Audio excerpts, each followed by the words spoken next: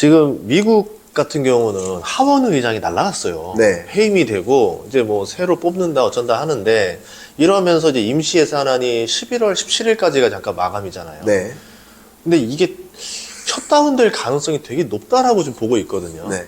어떻게 될 것 같으세요? 그러니까 셧다운이 없다고 가정하시면 안 된다고 생각합니다. 아, 셧다운은 있을 수 있다고 가정하는 게 맞아요. 그 디폴트 값으로 봐야 된다. 무슨 미국 정부가 무너져 이렇게 생각을 하시는데 그건 아닙니다.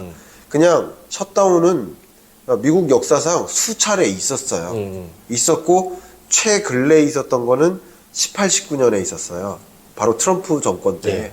18년 12월에 시작해서 2019년 1월 달까지 예, 한국 언론은 보통 35일이라고 표기하고 외신들은 36일로 표시하더라고요. 근데 뭐가 맞는지는 저도 모르겠어요. 숫자를 제가 헤아려 보진 않았지만 그게 역사상 최장기 셧다운 기간이에요. 근데 그 셧다운이 초래됐었고 셧다운 이후에 2019년 1분기 성장률에 GDP 성장률의 약 0.2%포인트가 날아갔어요. 그러니까 여러분 미국 GDP에서 그 성장률에서 0.2%포인트가 날아간다. 이거는 상당한 충격이거든요. 그렇죠. 그러니까 그런 것들을 트럼프는 겪었고 결과적으로 그 현 정권 때 무슨 일이 있으면 우당탕탕하는 일이 있으면 산불 난 것도 정부가 잘못한 거예요. 이해가시죠? 예를 들어서 길 가다가 무슨 가로수 나무가 쓰러져 그것도 나라가 잘못한 거야. 진작에 관리 안 했냐? 이러면서. 뭐든지 나라가 잘못한 거예요.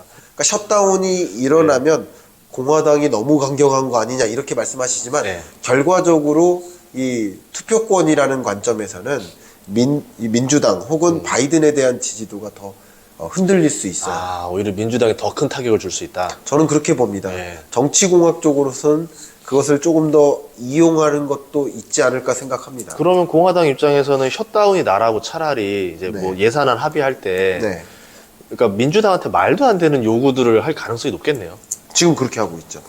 특히 공화당 내에서도 강경파가 그런 요구를 하고 있죠. 물론 이런 표현은 제가 네. 공화당 입장에서 말씀드리는 게 아니라 네. 그냥 민주당 입장에서는 받아들일 수 없는 그런 말도 안 되는 요구를 하고 있다라고 받아들일 수 있죠. 그러니까 합의점이 도출되지 않아요. 아. 근데 이 합의점이 도출되지 않는 게 신용등급 강등의 대상이 되는 거예요. 그렇죠. 여러분 생각해보세요. 그 나라가 운영된다는 것은 삼권 분립이고 당연히 국회라는 입법부에서 입법을 해줘야 되고 예산을 통과시켜줘야 되고 그래야 나라가 운영되는 체제인데 나라의 기능이 마비되는 거잖아요. 어떻게 신용등급을 그대로 유지해요? 근데 우리나라 같은 경우는 셧다운이라는 걸 기대하기 어렵잖아요. 한 번도 경험하지 않았으니까. 네. 우리 2023년 8월 말쯤인가 예산안 기획재정부에서 제출했고 국회에 제출된 예산안을 가지고 지금 계류 중에 있죠, 당연히. 네. 12월 말까지는 예산안을 통과시켜야 될 텐데 만약에 예산안이 통과가 안 되면 여야가 합의가 안 돼서 안 되면 셧다운인 거예요. 근데 우리나라는 그런 적이 없었지만 예. 미국 정부에는 그런 일들이 많이 있었고 저번 바이든 때도 예. 임시 예산안 세 번인가 해가지고 연장 했었잖아요. 예, 연장도 있었고 그리고 뭐 아주 가까운 근래에는 부채 한도 협상을 놓고 합의점을 못 찾아서 굉장히 불안감이 고조되고 국채금리 치솟고 한 적이 있었잖아요. 예. 그때 국가 부채 한도를 올려주는 것은 통과가 됐는데 그 이후에 신용등급 강등이 있었잖아요. 네. 그것은 국가 부채 한도를 올릴 것이냐 말 것이냐에 대한 평가가 아니라 이렇게 하나의 의사결정을 놓고 단시간 안에 의사결정을 못할 만큼 불안한 전국 상황에서 신용등급을 강등시킬 수밖에 없는 입장인 거예요. 그러니까 이번에도 마찬가지인 거죠. 오죽했으면 또 해임까지 하고 예? 이런 일들까지 벌일까. 그러면 향후에 미국 정부의 어떤 정세, 흐름 그게 과연 좀 안정적으로 유지될까. 이런 것들이 신용등급 강등을 만드는 거죠. 그런 것들이 또 다른 종류의 미국 경제 어떤 하방 압력이라고 볼 수 있겠죠. 이제 어떻게 보면 또 내년에 대선이 있단 말이죠. 네. 이렇게 되면은 또 지금 뭐 공화당 쪽도 보면은 이제 더 강경파는 어떻게 좀 트럼프를 좀 더 선호하는 것 같고. 네. 트럼프가 이제 선거에 나가게 되면은 네. 트럼프의 입김이 더 공화당에 작용을 하게 될 거고 네. 이제 내년 봄부터는 이제 뭐 대선 레이스 한창 붙을 거 아니에요. 네. 공약들이 나올 건데 네. 이렇게 됐을 때는 이제 애프터 트럼프에 대한 이야기들이 나올 것 같거든요, 증시에서. 나오죠. 그러면 어떻게 좀 바뀔까요, 경제 방향이? 예. 저는 이 부분은 좀 조금 자신 있게 예. 말씀드릴 수 있을 것 같아요. 일단은 우리나라도 맨날 그 투표할 때마다 그런 얘기 하지만 미국도 맨날 그런 얘기 해요. 그리고 미국과 우리나라 아니고도 다른 나라들도 맨날 그런 얘기해요. 어떻게 이렇게 인물이 없냐. 후보가 이거밖에 안 되느냐. 근데 역시 미국도 후보가 둘밖에 없는 거예요. 공화당을 대표하는 후보가 트럼프밖에 없고 또 민주당을 대표하는 그 후보가 바이든밖에 없는 거예요. 예. 근데 이 소위 공화당 사이드에서 공격하는 바이든의 약점은 나이 많다예요. 첫 번째가. 그래서 임기를 다 지키지 못하고 운명하실 수도 있다. 그럴 수도 있다. 그러면 국가가 또 흔들리는 사태가 그렇죠. 당연히 그 나라 정상이 그렇게 되면 예. 또 다른 문제가 생길 수 있잖아요. 그걸 굉장히 많이 경고해요. 예. 그렇기 때문에 그걸 또 하나의 정치로서 이용하고 있어요. 그러니까 민주당이 아니라 공화당이다. 그리고 23년 경제 보세요. 24년 경제. 미국 경제 안 좋아요. 안 좋고 물가 이렇게 치솟고 그러니까 대규모 파업이 일어나고 이런 거예요. 예. 그러니까 당연히 지금 약간 공화당으로 좀 지지도가 옮겨가고 있고요. 근데 공화당에 여러 인물들이 있는데 마땅히 트럼프만큼 대체할 만한 인물은 없다고 여기고 있어요. 그렇죠. 바이든을 이길 만한 인물이 그렇죠. 필요하니까. 예. 그래서 어쨌든 예. 트럼프로 주목하고 있는 것 같아요. 예. 그래서 애프터 트럼프라는 그 뭐 테마 뭐 이런 것에 대한 관심이 전혀 의미 없는 것은 아니다 이런 생각을 합니다. 그러면 바이든하고 트럼프하고 가장 대표적으로 다른 성향이 무엇이 있을까? IRA 같은 거. IRA도 마찬가지죠. 예. 그 안에 있는 업종들, 업종도 마찬가지. 전기차, 친환경 이런 거잖아요. 다 마찬가지죠. 예. 기본적으로 트럼프 정권 때도 계속 발표해 왔었던 게 공약부터 발표했었던 게 우리는 석유화학 산업이다. 그리고 석유화학 산업을 강조하려면 이산화탄소 배출이라든가 유엔 그 파리 기후 협약 같은 거 탈퇴해야만 해요. 와우. 예. 그래서 트럼프 때 탈퇴한 거 아닙니까? 그렇죠. 그러니까 기후 협약이라든가 기후 문제를 신경 쓰는 게 트럼프의 방향이 아니에요. 기후 문제는 나는 신경 쓰지 않겠다. 석유화학 산업을 일으키겠다. 이산화탄소 많이 배출하더라도 우리 미국만을 위해서 일자리를 많이 제공하는 그런 이산화탄소 다배출 산업을 많이 추진하겠다라는 게 트럼프입니다. 그렇죠. 예. 그리고 바이든은 반대죠. 예. 그리고 바이든이 부통령으로 있을 때 오바마 행정부도 그때부터 계속 이끌어왔었던 경제성장 전략이 녹색 성장이에요. 그린 그로스. 그때부터 그랬던 거예요. 근데 오바마 행정부 때 제일 많이 얘기했던 것 중에 하나가 뭐 스마트 그리드 같은 거 이런 거 도입해서 뭐 전력을 서로 주고받는 뭐 그런 시스템을 만들겠다. P2P로 뭐 이런 방식 만들겠다. 그때 고민했던 게 지금까지 가는 거예요. 그러니까 재생에너지 산업 강조하고 전기차 강조하고 예.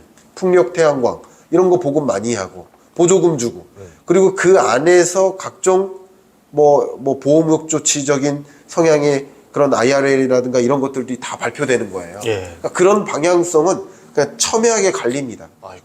그러니까 상대적으로 트럼프노믹스가 더 강조되면 강조될수록 이쪽 섹터에 대한 관심은 좀 지지를 잃을 수 있겠다 생각합니다. 그러면 예를 들어 친환경 하면 뭐 우리가 있는 풍력이라든가 네. 태양광이라든가 이런 기업들이 보조금이 갑자기 줄어들 수 있을 거고. 네. 뭐 예를 들어 그럼 트럼프가 되면 IRA 그걸 철퇴할 수도 있나요? 그럴 수도 있죠. 아.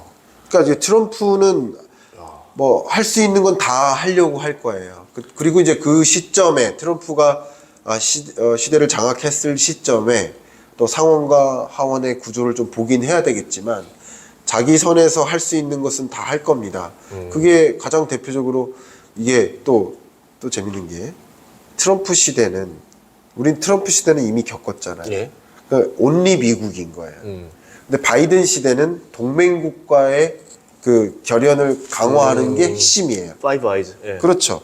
그러니까 미국이 트럼프가 당선이 되면 뭐 한국한테도 방위비 분담금 네가 내라. 미국은 경찰적 지위를 수행하지 않겠다. 이런 식으로 미국은 미국을 위해서만 가겠다. 이런 식으로 움직이고 동맹국적 그런 것을 강조하지 않아요. 근데 바이든은 동맹국적 그런 지위를 강조해요. 미국, 유럽, 뭐 북미, 한국, 일본, 호주 이런 나라들과 동맹국적 그걸 강조해요. 그러니까 세계가 둘로 쪼개지죠. 근데 트럼프 시대가 오면 다시 세계화의 흐름이 갈 수 있어요. 아, 오히려 개인주의라서. 네, 다시 그런 면에서 세계화예요.